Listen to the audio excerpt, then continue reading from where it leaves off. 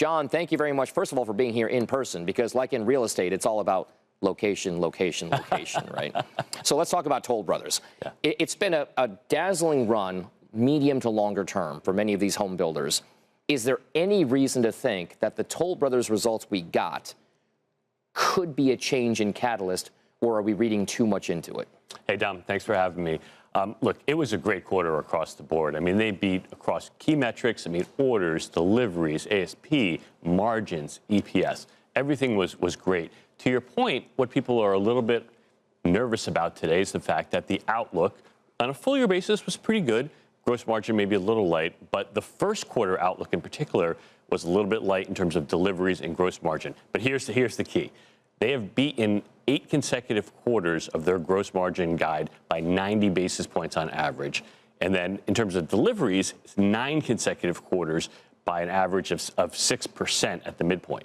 So the guidance is conservative, and you know what, rightly so, given that there is still some uncertainty in the market. But Toll's also a very specific home builder for a very specific and distinct part of the market there.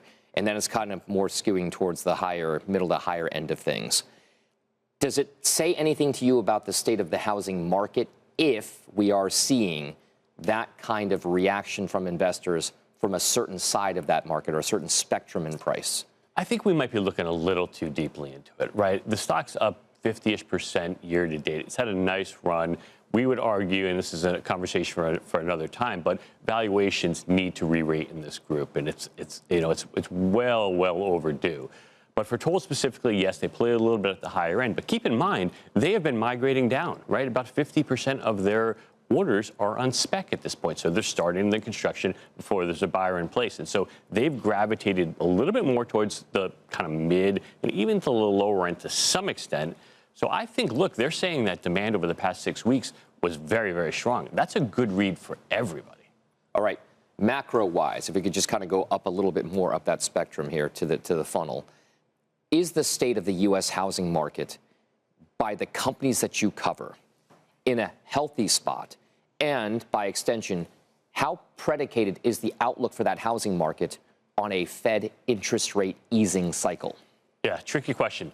It's a tale of two markets, if you will. The existing home market is being impacted by that lock-in effect of higher rates. So we're at GFC levels of existing home sales. Now, what that has done is set up the stage for the new construction builders, the home builders, to come in and fill that void. And they're able to do so because they can offer things like mortgage rate buydowns and things of that nature. So the underlying demand is incredibly strong. If you have the ability to actually help that demand along, things are going very well. So I think the setup for the public builders and new construction is incredibly favorable. And before we let you go, John, your top pick at UBS when it comes to all the home builders you cover?